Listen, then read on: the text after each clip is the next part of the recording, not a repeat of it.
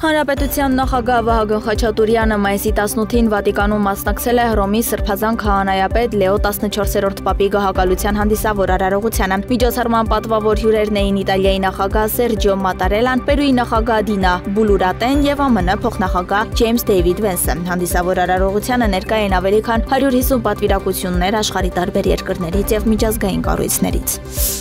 Խաչատուրյանը Վատիկանում հանդիպել է Տանկիլիկիո կաթողիկե հայոց կաթողիկոս պատրիարք ամենապատիվ եւ գերերջանիկ Ռաֆայել Պետրոս 21-րդ Մինասյանի եւ վարժարանի սաների հետ։ Հանդիպման ընթացքում նախագահ Խաչատուրյանն անդրադարձել է Հայաստանի ներքին ու արտաքին ընդհանուր իրադրությանը, առկա հիմնախնդիրներին եւ վերջիններիս լուծման նկատմամբ հայաստանյան իշխանությունների որդեգրած սկզբունքներին։ Նախագահն ընդգծել է, որ ներկայումս Հայաստանն ունի հստակ դիրքորոշում տարածաշրջանում խաղաղության հասնելու եւ հարևանների հետ բարիդրացիական հարաբերություններ հաստատելու հարցերի շուրջ։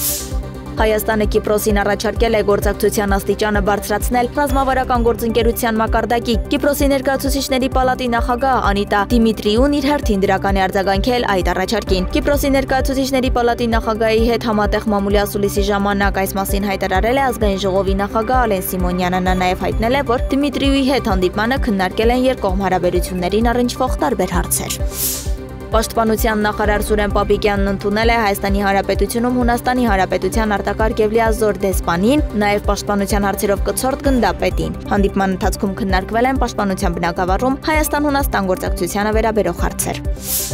Իրանի Իսլամական Հանրապետություն կատարած աշխատանքային այցի ընթացքում Հայաստանի անվտանգության խորհրդի քարտուղար Արմեն Գրիգորյանը հանդիպել է Իրանի նախագահ Մասուդ Փեզեշքյանի հետ։ Հանդիպման ընթացքում զրուցակիցները գոհունակությամբ ընդգծել են Հայաստան-Իրան հարաբերությունների զարգացման դինամիկ ընթացքը եւ կարեւորել ակտիվացված երկկողմ փոխայցելությունները։ Մասուդ Փեզեշքյանն իր ջերմ ողջույններն է փոխանցել վարչապետ Նիկոլ Փաշինյանին։ Ազգային անվտանգության ծառայության հակահետախուզության գլխավոր վարչությունում բացահայտվել է անօրինական միգրացիայի կազմակերպման հերթական դեպքը։ Մասնավորապես պարզվել է, որ ԱՀ-ն դեռևս չպարզված անձի հետ նախնական համաձայնությամբ խմբի կազմում շահադիտական նպատակով 22,000 ԱՄՆ դիմաց 2024-ից 25 թվականների ընթացքում կազմակերպել է ՎՔ-ի անօրինական միգրացիան։ Ձեռք բերված փաստական տվյալների հիման վրա քննիչի միջնորդությամբ հսկող դատախազի կողմից որոշում է կայացվել ԱՀ-ի նկատմամբ հանրային քրեական հետապնդում հարուցելու մասին եւ վերջինիս նկատմամբ որպես խափանման միջոց է կիրառվել տնային կլանքը 2 միլիոն ՀՀ դրամ գրավը եւ բացակայելու արգելքը։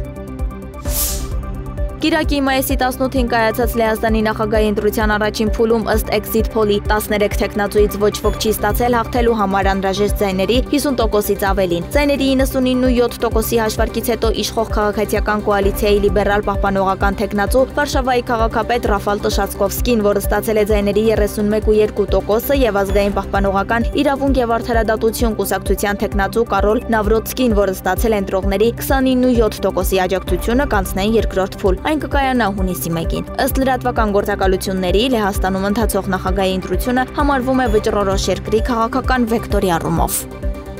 Ուկրաինայի նախագահ Վոլոդիմիր Զելենսկին Վատիկանում Հռոմի Պապ Լեո 14-րդի երթնակալության շրջանակներում հանդիպել է ԱՄՆ փոխնախագահ Ջեյդի Վենսի հետ։ Սա Զելենսկու եւ Վենսի առաջին հանդիպումն էր փետրվարին Սպիտակ տանը տեղի ունեցած աղմկահարույց բանավեճից հետո։ Վենսի խոսնակը հայտնել է, որ հանդիպումը տեղի ունեցել ԱՄՆ դեսպանի նստավայրում, քննարկումներին մասնակցել են նաեւ ԱՄՆ պետքարտուղար Մարկո Ռուբիոն եւ Զելենսկիի գլխավոր օգնական Անդրեյ Երմակը։ Իսրայելական բանակը հայտարարել է Գազայի հատվածի հյուսիսում եւ հարավում լայնածավալ ցամաքային գործողություն սկսելու մասին։ Համապատասխան հաղորդագրությունը տարածել է բանակի մամուլի ծառայությունը։